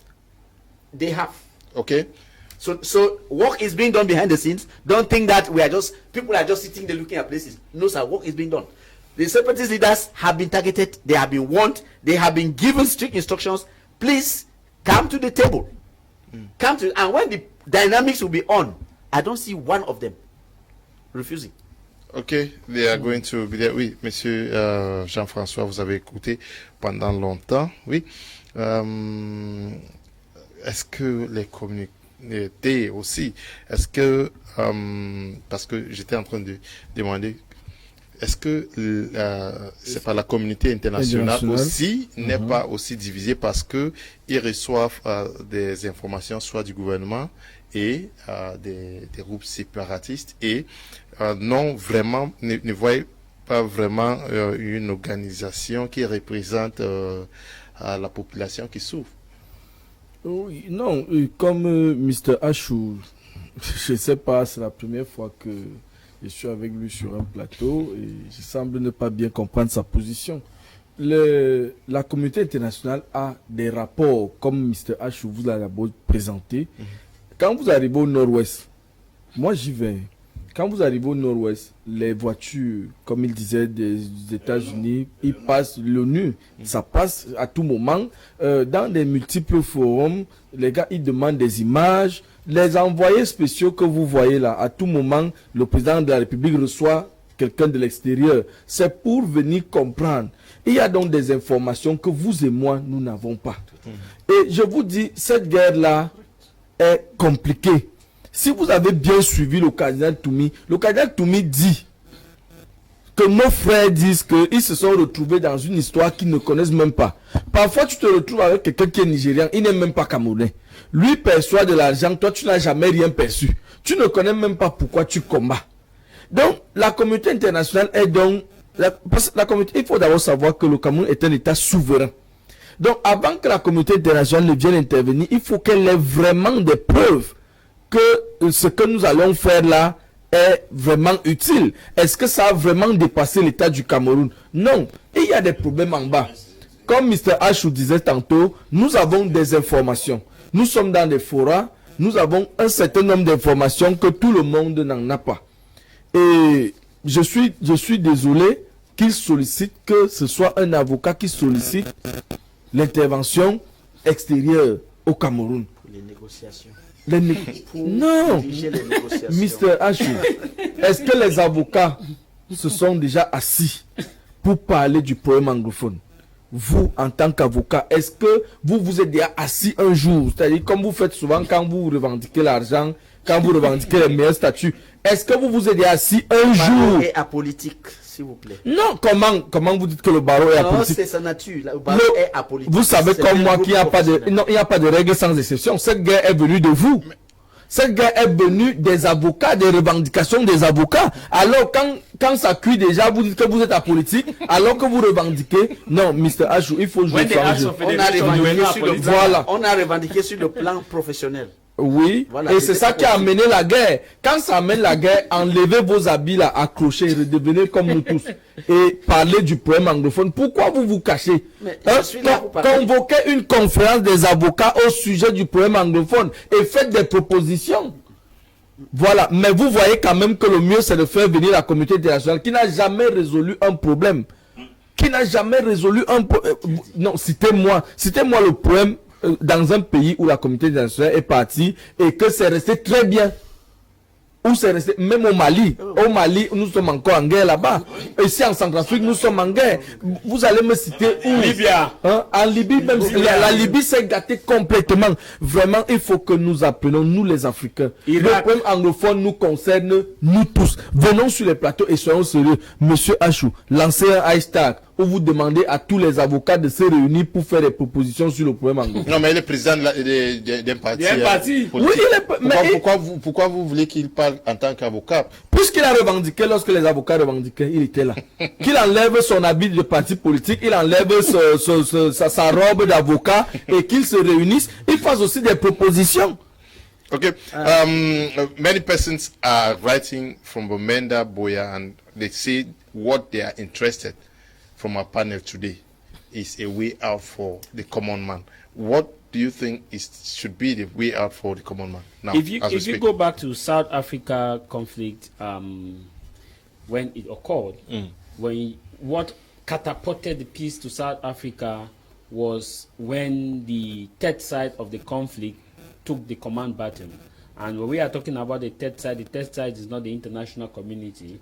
The third side simply, we have the men of God, we have the women, we have civil society organizations who came out massively and stormed the street. If you look at what happened, many people are glorifying Nelson Mandela. Yes, he was a symbol, but in terms of coming to the end of the conflict, it was when other civil society organizations and the church, together with Archbishop Desmond Tutu, stood up and stormed the street, and the women joined the bandwagon and said enough is enough. So the way out of this conflict is that if all the women in North and Southwest region, all the women, the old age women and the women who are the vulnerable, comes out and storm the street and say put an end to this conflict, this conflict will end in the next future, within a short period of time.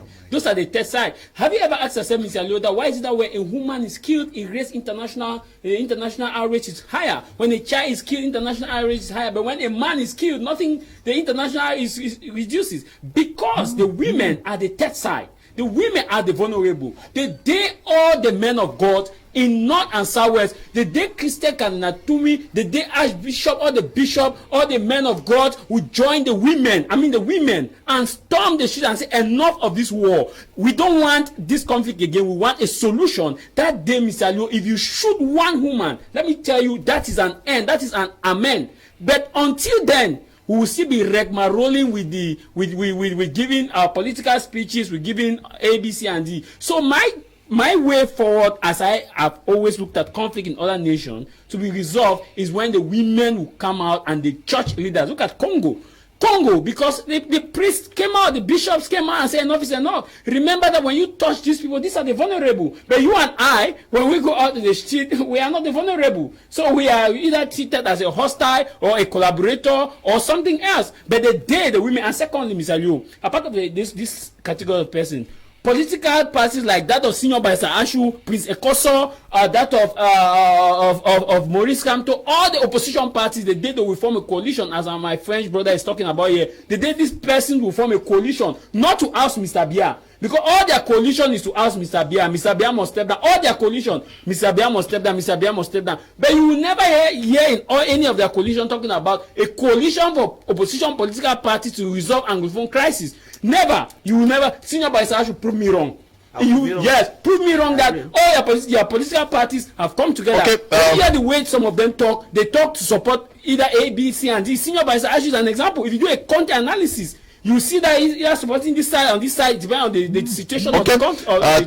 Tomorrow, in the program, we still are going to be talking about this, but focusing on the recent outing of the House of Commons Committee of Foreign Affairs and Witnesses shut off what they talked about the crisis indexing, both the government and the separatists. We're going to focus on that tomorrow, but the people want a way out of what they find themselves in. What should be the way out? It's simple. I will say the political parties in parliament or the parliamentarians and senators from the Anglophone region have failed their people. They have, I can say, 80% possibility to put this crisis to an end. Why? Because they have immunity, they are legal, and they are recognized by the international community. If at all these parliamentarians and senators from these different constituencies where the crisis is greatly heated, I think if they stand up and decamp from the upper and lower house and tell the government that if this thing is not resolved, they will jointly write a letter and petition the government, the international bodies, because there is no particular legal group of persons in this country who have petitioned a letter. The people who are piloting this crisis are not occupying any legal responsibility in this country. So the international community, even though they are condemning it, they don't see any tangibility. If at all the senators from the Northwest and the Southwest had written a letter either to the UN or to the AU, officially announcing that our people, whom we head over their constituencies, are suffering from torture and manipulation and torment, I'm sure with their legality and the office they occupy and the immunity, it would have attracted the attention of these international communities. There is no joint letter here. It is rather unfortunate that you can be in a house as a father and your child is crying, and I walk into that house and I ask you, why is your child crying? You tell me to forget about the child. The parliamentarians and the mayors and the senators who occupy all those constituencies are greedy people. They are interested in occupying offices in those constituencies which they don't even stay there because they want the grants that enter into their pocket. They claim to head over a people whom they don't even bother about the well-being of the people.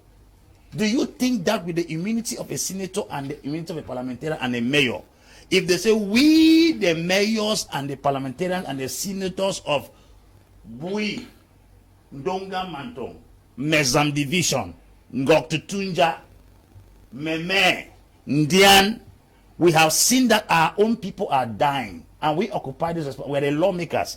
We unanimously write with their stamp and their signature on those papers, and they forward it to other international communities. I am sure that they are the fathers of those constituencies. If they start crying on behalf of their children, then the international community may give an immediate attention. But when they represent a people that are dying, tortured, maimed, destabilized, and even displaced, and they sit quiet, is to tell you that they have no interest over the people they claim to be sitting over. So I think that the political class in these respective areas, the restive regions, should come under a particular banner and then drive a motion to the international body based on the offices they occupy. That will be the beginning of the solution, starting from home to abroad. Okay, way out of the situation. Thank you, Mr. Liu. Where is Honorable Wirba today? This was a parliamentarian who went down in history because he stood up in the house. A tree doesn't make a forest. He stood up in the people's house to say, this is what we want. This is what my people want. Was there a warrant against him for his arrest? Did he run out of the country for his dear life? So you want all the senators who are here now, who are unable to have a motion on the Anglophone crisis put on the table, on the motion, on the Senate floor. All the parliamentarians who are unable to have a motion on the parliament floor. Why? For how many years? Why? Well, thank you. Those are the people. They cannot have a simple motion put on the floor. You want them to go resign or to go write motion to send to international community. Who said they should resign? Okay, they should write letter to send to who in the international community? For what? With what effect? Sir, Honorable Weber is outside there. Senior Barrister, what's the way out? Thank you. When there is an African proverb, when the giants are fighting, the grass and the trees suffer. Here we have two communities at war. And some people tell you that the people in one community should stand up and come together, and that will bring the war to the fighting to an end. It is not possible. It's an armed conflict. You cannot put an end to an armed conflict without negotiation. All armed conflicts have ended in negotiation. The people who think that the international community has never resolved any problem, they are, well, I'm sorry, not informed. They should they should go check out what happened in Papua New Guinea, what happened in Bougainville, what happened in Somaliland. Please. But there's still war there now. Okay. Where in Somaliland? No, Somalia is still. Yes. Papua New Guinea too also has war. Okay, thank you. We are talking of Africa now. Oh, okay. They've never solved a problem anywhere. That's what you people said. They have international community has solved problems, and they have solved problems that look like those. Hunger for 75. They have solved problems that look like the problem of Southern Cameroon. So we should be careful with what we say. The way forward, as I said, is that a powerful third party should come up and put these two parties on the table so that a peace can be battered out. If you leave us among ourselves, we shall never have a solution. Okay. The government will always tell you that if they want to have a meeting, it is national in character. Okay. Because of national unity. And that will not bring any result. Okay, Eddie Kmer will take over. Eddie Kmer, good evening. William Anderson, good evening to you. Sam Weyabi Mbepnji, good evening to you. Bali General, good evening to you. Pro Kitoko, and to you, William Anderson, many of you watching. Qu'est-ce qu'il faut faire à l'instant pour faire, c'est pas, sortir de la situation où se trouve, oui. Oui, il faut que, comme je l'ai toujours dit, il faut que la communauté internationale nous aide, mais qu'il nous aide comment? Parce que les gens qui financent cette guerre sont à l'extérieur. Il faut mettre la main sur ces gens. L'ex-président américain a commencé à rapatrier d'autres. Et vous avez vu qu'à un moment donné, oui, ça s'est arrêté. Officiellement, ils ont arrêté. Oui, ils ont arrêté avec l'arrivée du nouveau président. Je crois que comme il est encore en train de s'installer, ça va continuer. Il faut d'abord mettre la main sur ces gens. Et vous voyez, depuis qu'on a commencé à arrêter une certaine quantité, non, nous n'avions plus les mêmes effets au nord-ouest et au sud-ouest. La communauté internationale n'agit pas seulement en venant au Cameroun. La communauté internationale peut nous aider. Vous avez suivi le discours du chef de l'État où il disait qu'il appelait nos pays amis à mettre la main sur ceux-là qui sont à l'extérieur et qui financent cette guerre. Donc je crois que la diplomatie doit beaucoup jouer sur ce point afin que les financements qui viennent de l'extérieur s'arrêtent. Maintenant, nous qui sommes ici, beaucoup plus de la population du nord-ouest et du sud-ouest doivent s'organiser en comité de vigilance et collaborer avec l'armée. Et puis les hommes politiques que nous sommes, nous devons arrêter de prendre un côté. Vous avez vu en France, dans le cas de Charlie Hebdo, vous avez vu aux États-Unis, tout le monde se regroupe du côté de l'État pour combattre d'abord contre l'ennemi, avant de venir, avant de revenir sur notre terrain politique. Il faut qu'on se regroupe d'abord tous pour combattre l'ennemi. Donc tous les partis politiques, tous les hommes politiques doivent venir derrière le gouvernement afin que nous puissions combattre ensemble l'ennemi dans le nord-ouest et le sud-ouest. Maintenant, les gens qui ont causé cette guerre, et j'insiste toujours sur ça, que sont les avocats et les enseignants. Vous savez qu'il y a un parti politique au Cameroun qui est dirigé des mains de maître d'un avocat qui instigue tous les avocats à combattre, à lutter contre les idées mises en place par le chef de l'État. Ce genre de partis politiques, les Camerounais doivent tourner le dos aux idéaux qui viennent de ce genre de partis politiques, parce que ceux qui meurent au nord-ouest et au sud-ouest, ce sont nos frères et ce sont nos sœurs. Ce problème concerne tous les Camerounais et nous tous, nous devons nous unir pour combattre cette guerre. Okay, tomorrow, like I said, we are going to be talking about the recent outing of from Canada concerning this crisis, but we also are going to be focusing on the role of political parties, senators, MPs, yes, politicians as a whole, as far as this crisis is concerned. What can they do? Today we were looking at the communities, but can our politicians, they who are representing their respective constituencies, can they do anything? What are they doing at all? And do they have what it takes to turn the tables? We are very grateful to you, Senior Barrister Ashu Emmanuel. I don't know whether you are going to be there tomorrow, since you are the national president of the political party, but we are very grateful for your presence here today. Thank you, sir. Thank you, Mr. Leo. Our wish is that this whole nightmare should come to an end. Let that be some negotiated solution. Okay. Also, thank you to you, Apostle Ambe. Yeah, thank you, Mr. Leo. It's always a joy to be here. Thank you, Cameroonians, for the privilege to communicate to you. God bless you. Merci d'être participé. Ok, merci, Mr. Leo. Merci de me faire confiance et toujours m'inviter ici pour qu'on parle des problèmes du Cameroun. Oui, and to you too, Jarvis, thank you. Thank you, Mr. Liu. Thanks to all those who took our time to follow the program. We always disagree to agree, but until the truth is told, we will never know the way forward. And good evening to the Bishop of Boya, who will be having his canonical procession tomorrow, and of course his official installation as the Bishop of the Diocese of Boya, His Lordship Michael Bibi, as will be there tomorrow in Boya. Okay, I want to say a special greetings to you all who took time off to watch the program on social media, and to you, Wonja, my friend. We may not agree on everything, but we remain brothers here. So special greetings to you out there, and to you, Desmond and Eli, not forgetting Tambe Bryant, who is supervising all we are doing out there. Stay blessed. Bye-bye.